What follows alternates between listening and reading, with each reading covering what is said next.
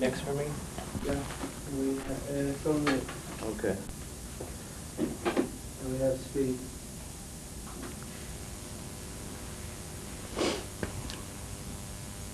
Anytime.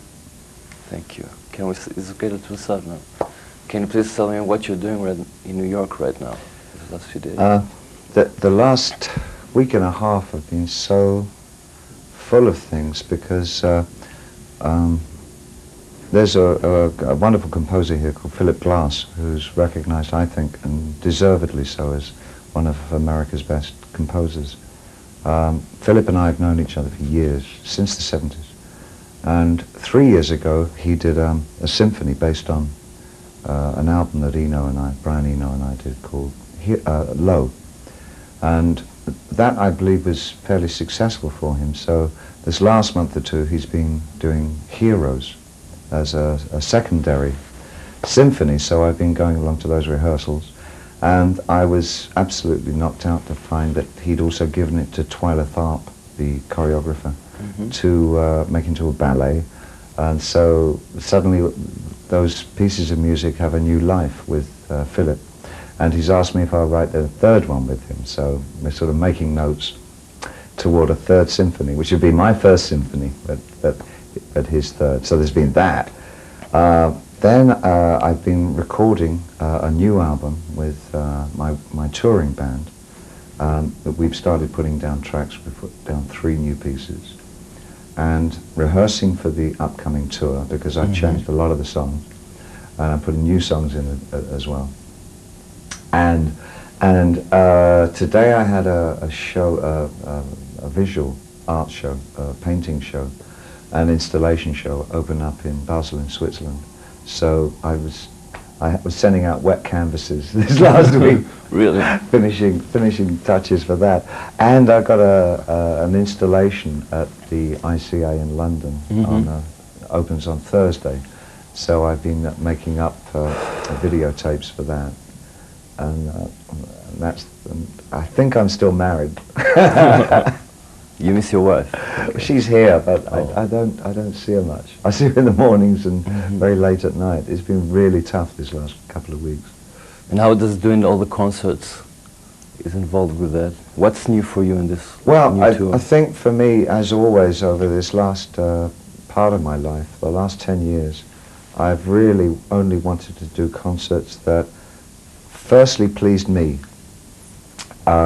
If they also please the audience, then that's wonderful. But my priority is to remain interested in what I'm doing.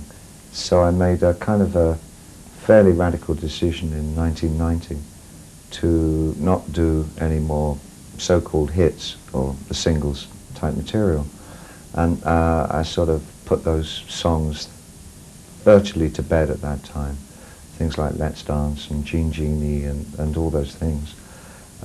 So the touring repertoire has become a combination of songs from the last album that I've done, the one with Brian Eno called Outside. And I would say 40% are older songs, but they're not necessarily, one would associate them as classics or hits. And some of them are quite unusual. Like which ones? Well, now we just put in Aladdin Sane from the album Aladdin Sane. Major reason is that the pianist Mike Garson, who was playing on that in 1974, is working with me again after all these years. I haven't worked with him since. Also, he's in your live band also. Yes, that's right. Yeah. And so we on the last leg of the tour, he said, "You remember?"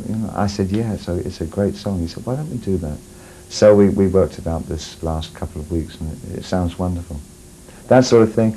Things like All the Young Dudes, which is a song that, although I wrote, was not really my song. It was Mott the Hoople. But I'm doing my version on this thing.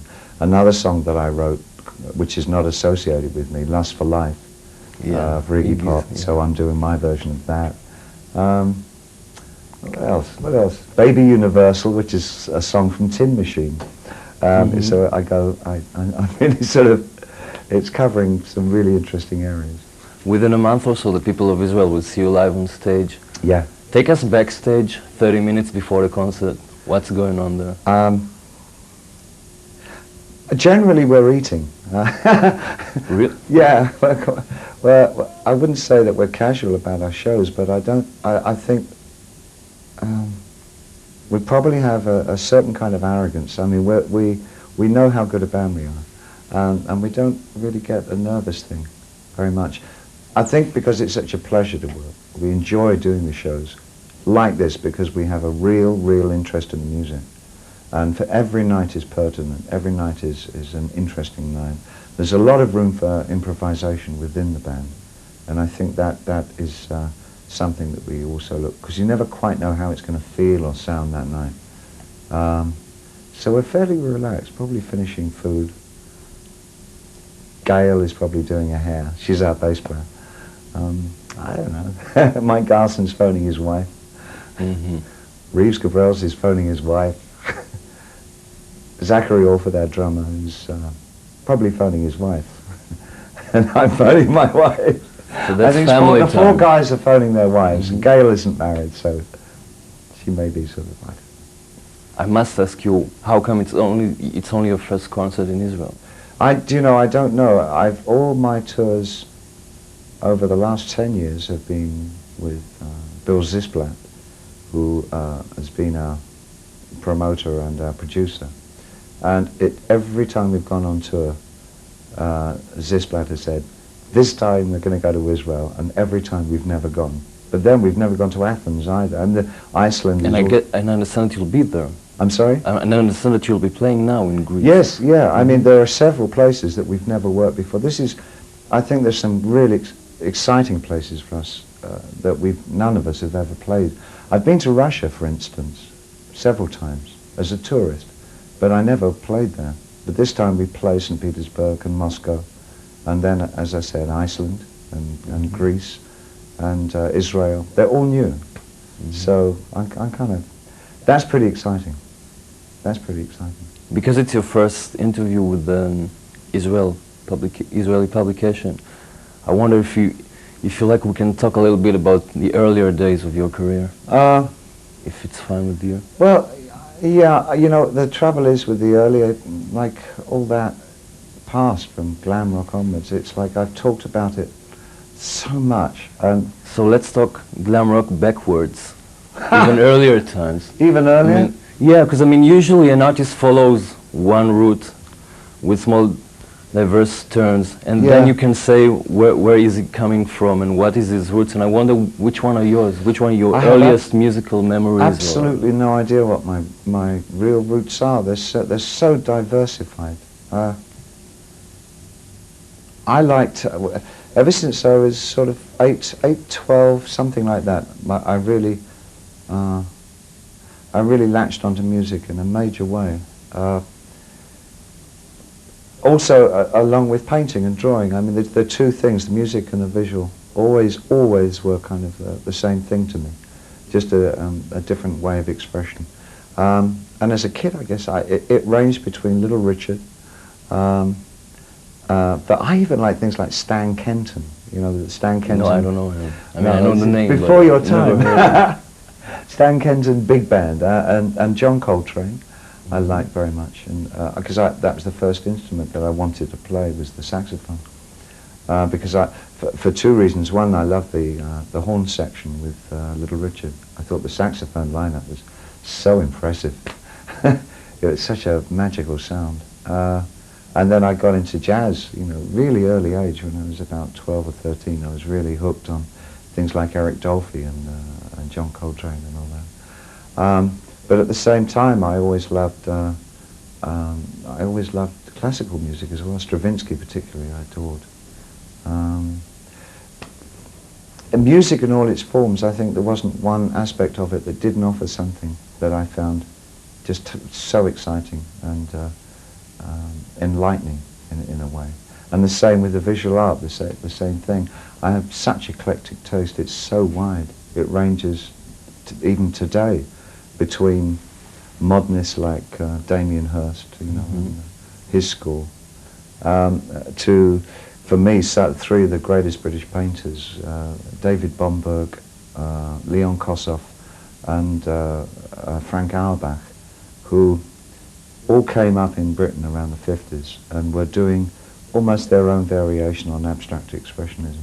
Those three became for me the central core of what great British art is. So I mean, it's so wide. Please correct me if I'm wrong, but your colleagues from your generation in the British music scene, Yeah. like, really were heavily R&B influenced. Yeah, absolutely. And I think that you're a little bit different than them. Yeah, I again, like all, as you say, most of my contemporaries we were all, I mean, it was a fantastically vital period in 60s London, in as much that American R&B and soul music was really, it was so hard for those artists to work in America, and what was happening, that there was such excitement about them in Britain, that all the legends were from John Lee Hooker and Muddy Waters, they were all coming to London. And so in this virtual village of blues clubs that we had in London, we were seeing the greatest blues stars that ever had happened, you know. So it was an enormous influence. It really gave a new vitality to British rock. But maybe my focus sort of also kept going out to the periphery. I mean, I wasn't just content with that. I liked too much, you know. I liked musical theatre. I liked, you know, kind of musical theatre. I liked that sort of thing as well. Yeah. Can we talk about a little bit about the mid and late 60s, the period of time where you've been working and releasing stuff, and at least commercially, it didn't make it big. So what kept you going? How did you... Well, the late 60s for me, I think, was an extreme, probably a really extremely formative period, because I was doing, again, I was very diversified. I was working as a songwriter, singer, sax player in my own band. I also was working some of the time to make money. I was working as a commercial artist in an advertising agency, and also I was with a kind of a very avant-garde mime troupe in London, the Lindsay Kemp Company. And I guess it was the era of the multimedia event, which always made sense to me. The idea of pulling in the visual and the music, theatre and an atmosphere, and creating almost an alternative universe, I suppose probably started around that time for me. I guess that's where I come from. And Tony Newley. Tony Newley was a huge influence on me. Not when he went to America, because it was all over Tony when he went to America. But the period when he was actually sort of finding his own way in Britain, he did an extraordinary television series called The Strange World of Gurney Slade, which no longer exists. I actually asked the BBC if they still had it, but they threw it all away. Really? Like they do, you know, they throw away such incredible things. But it was almost an accessible existential comedy series. It was very strange. He was a very isolated, solitary man in this series, and all the time it was just his over voice talking about how he saw the world and his perceptions of it, which were all very surreal, almost like as though it was somebody like Magritte talking or whatever. It was a very weird series, and it was very late night on British television. But I thought that was really cool. It was really good. Yeah. Let's talk a little bit about your work as a songwriter. How does it work? Does sound and vision really come together? Or yeah, they always have done for me. I've never, as I'm creating a song, and I create songs these days, I developed so many techniques over the years about how to put a song together or how to create a texture, because some of them sometimes they're so loosely songs. I mean, they're just pieces. For instance, on the new album, there's a piece called "Small Plot of Land," which is really tenuously a song. I mean, it doesn't have a chorus or a verse structure at all. I mean, it's this sort of this diaphanous piece of work that lasts 6 minutes, and it has a beginning and an end, and then areas in the middle. And so really, for me, they're textures and atmospheres. And I really got sort of involved in that way of writing with Bryan Eno when we first worked in the late 70s. But I also quite like the construction of more formal songs. I mean, with this new album that I'm working on with my touring band, several of these pieces are actually pre-written, which is something that I haven't done for a long time. So it's quite a discipline, quite a fun actually writing songs before I get into the studio. So it's not like you have loads of demos from previous years and every time you're supposed to make it up. No, the trigger has to come from... Yeah, I'm really susceptible to my environment. I'm very open to that. Wherever I am and whoever I'm with has a very strong influence on how I'm going to react to actually making my art. Yeah. We've talked a little bit about a few of your, let's say, teachers, people like Lindzi Kemp or Anthony Lindzi Kemp was incredibly responsible for virtually what to do on the stage. He really gave me, if there's such a thing as in rock as stage craft, it came from Lindzi, not from other rock acts. You know, it really, Lindzi really sort of gave me an insight into how you communicate from the stage. And also the feather boa. Really? Came from Lindzi. Yeah. And I wonder, who would you say... Lindzi Kemp probably was responsible, because of me, for the feather boa in rock. And who would you say are your... I'm not sure if that's a good or bad thing. Yeah. And who would you say are your best pupils, or the ones who you enjoy the most? Oh, I enjoy so many. I mean, I'm hundreds of them. Do you mind if I smoke? No. I'm still really a fan of rock music. I mean, I have to be, because I don't do very convincing work if I'm not interested in my subject. And I love music, and I love listening to what younger bands are doing, younger artists are doing. And it still never ceases to really capture me when I hear something that is really pushing the envelope, or something very new that's sort of, you know, an interesting new place. That's, I think, it's the same with visual art. You know, I love to see the new. I mean, I'm really proud of the new young Brit artists, because we're doing such great things at the moment. Well, screw it all up, of course, because the British government won't back anything, and they'll all end up now. I mean, Damien's just had a huge show here in New York, and it was so popular that I expect Damien to be here in 2 years. You know, we'll lose him in England. We're good at inventing things, but we don't know how to market them. We've got no idea. We let them all go. Why did I get there? Oh yeah, I know. Yeah, so the younger bands. I mean, people like Tricky, for instance. I think Tricky's doing extraordinary things. I think he's just really fantastic. Of the American bands, I think Smashing Pumpkins is really excellent.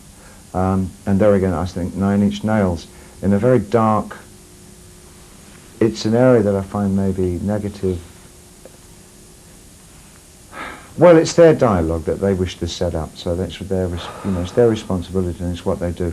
It's not particularly an area that I would want to go in myself, but I recognise within it a really strong vocabulary. I mean, it's a really, the sonic vocabulary is incredible with Nails.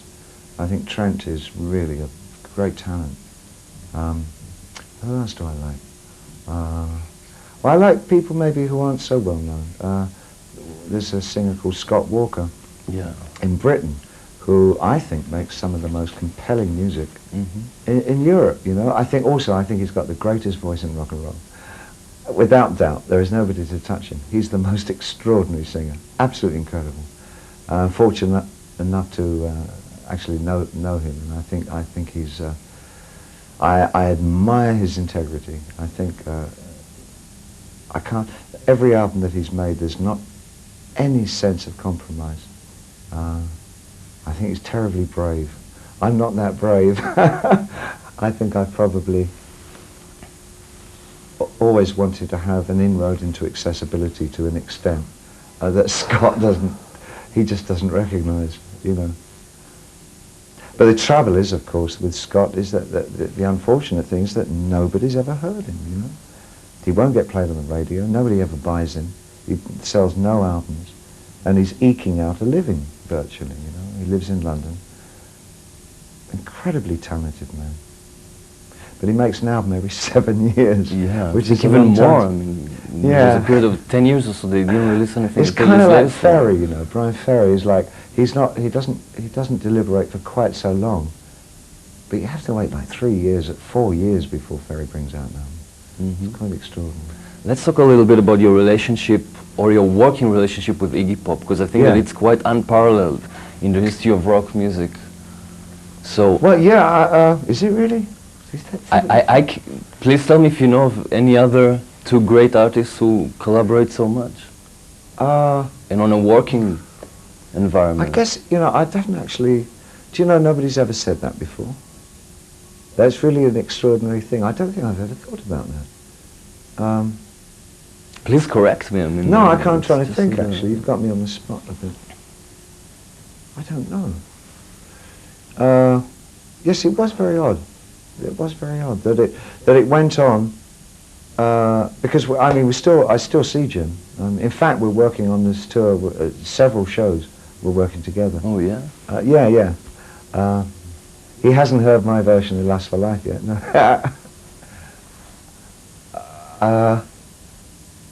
But I guess working musically, we stopped working probably must have been in the middle 80s. I think the last piece of work we did together was Blah Blah Blah. It came out of a sense of being casualties. We both underwent massive, huge drug problems, really intense ones, both of us, at approximately the same time. And I think we both wanted to completely turn our lives around because they'd gotten so terrible. And out of that sense of desperation, I think we started working together to kind of, I guess, all those things. I don't know what where the balance lies between work becoming an expression and it being actual therapy of some kind, you know.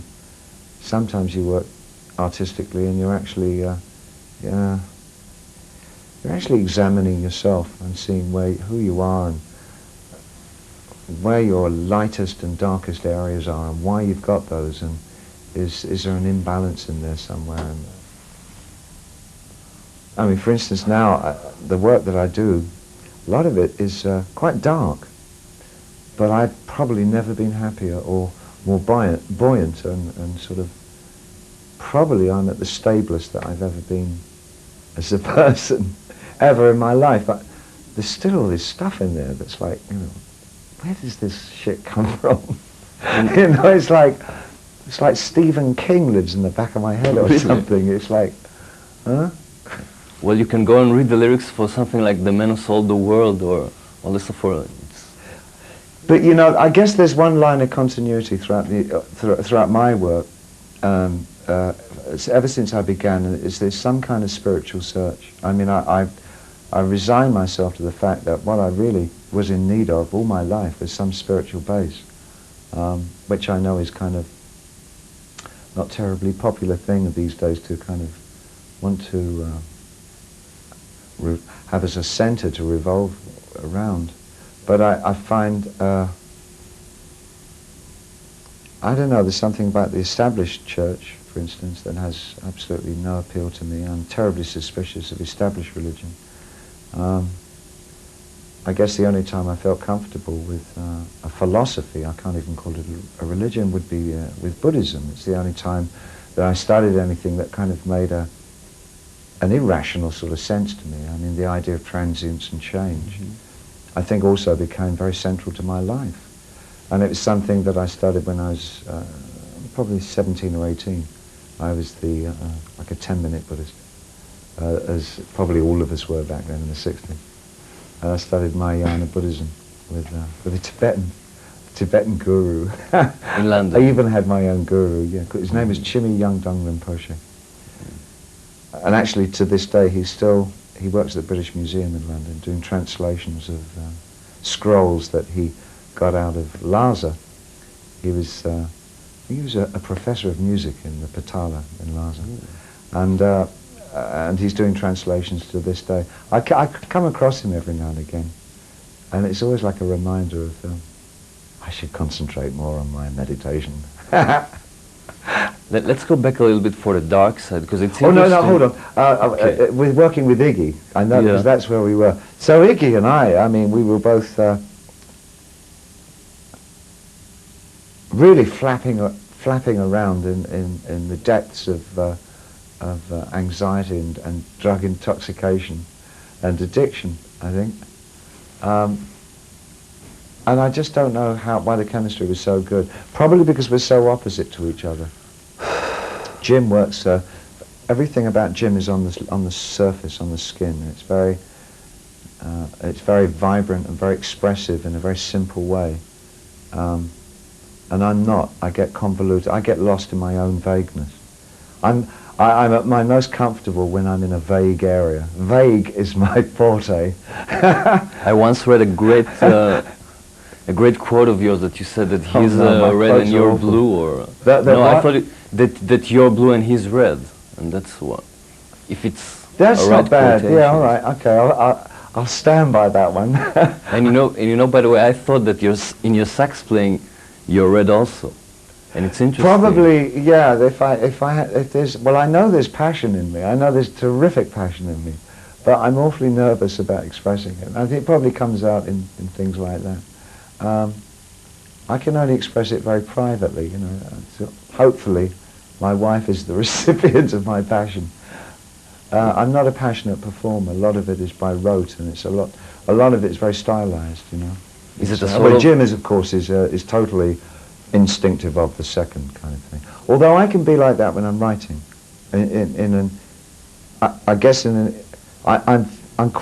I'm quite good spontaneously in an intellectual situation, but my physicality remains often stylized and works within the realms of vocabulary that I know and am sure of. That, you see, has been, that's because I'm a Capricorn. Capricorns are like that. We don't do anything publicly until we've rehearsed it. Yeah, I've noticed that, for instance, in your relationship with the media. Okay. Da, da, da, da. Why don't we switch tape right here so we can make sure. All right.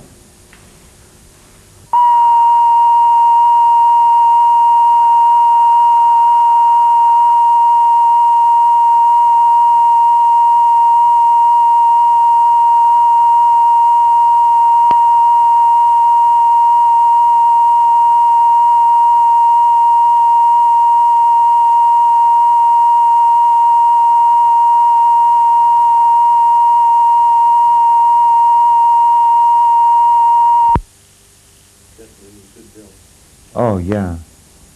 Yeah. Is everybody settled? We're still actually doing some kind of work with each other as well. Trent and I are talking at the moment about maybe doing some stuff later next year, some interesting recording projects. Because I think we have a fascination with... There's some areas where we overlap, you know, in terms of what we look for in a texture. And it's those areas probably that we might be able to... I love collaboration. I really like working with other people. A lot. Sorry. No, it's okay. Can we? Yeah. Thank you. So I want to go back again to this thing of you're saying that you're being self-reserved publicly. Yeah. And I want to talk a little bit about the gender stuff of the 70s. Because most people talk about it, discuss it, analyze it, but you've been sculpting yourself and testing the boundaries between the sexes. So I think an awful lot of it had to do with that.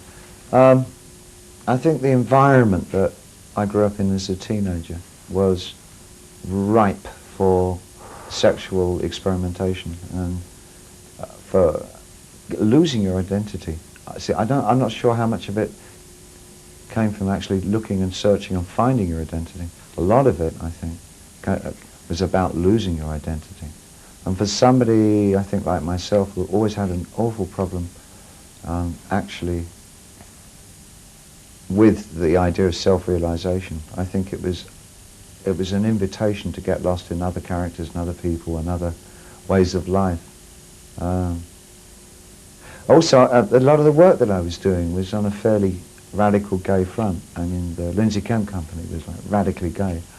All the stuff that we did with Jean Genet, and it was like the Maids and Our Lady of the Flowers, and we were always getting banned everywhere, and it's been overtly, you know, gay pride week and all that. And the music that I was listening to at that time, in pop music or rock music, was a lot of it was soul music. And that wasn't very popular in, believe it or not, in the mainstream. And the best soul and James Brown and all that stuff was played in the gay clubs. It wasn't played in straight clubs. So I guess that's where my background was in. You know, so on the one hand you spoke about testing or looking, Yeah. going to other identities, but on the other hand you must have huge amounts of self-confidence to do it. Because most people I never want... thought, yeah, I don't know. I'm not sure if anything that I did came out of confidence or whether it came from a need of, well, anything's better than this. You know, I had, took me ages to build up it really took me a long time to build up a really good, now this is sounding like armchair psychoanalysis. Took me a long time to build up a good self-esteem, you know, it really did. For many, many years, all through the years when I was exceedingly popular, all the characters I created, I really was a bundle of self-doubt. I really had so much self-doubt and lack of awareness of who I was, of what I wanted. I would just flow with the tide from one thing to another. I would just grab for anything that would give me some sense of identity. It took an awful long time for me to sort myself out. It really did. I think I'm looking at a light at the end of the tunnel. I just hope it's not another train. Yeah. When did it came? Oh. Oh, really? Light at the end of the tunnel is a great ending. Yeah, the light in the I was end. pretty impressed. I think I'm going to Russia now. That's the darkness at the end of the tape. Yeah. Ah! You know, something so funny. I'm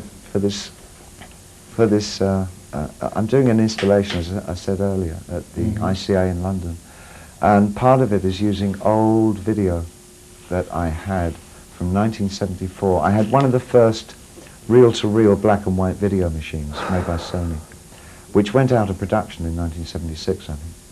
So I found in Switzerland, where I live, stacks of these old tapes, and I've been going through them this week.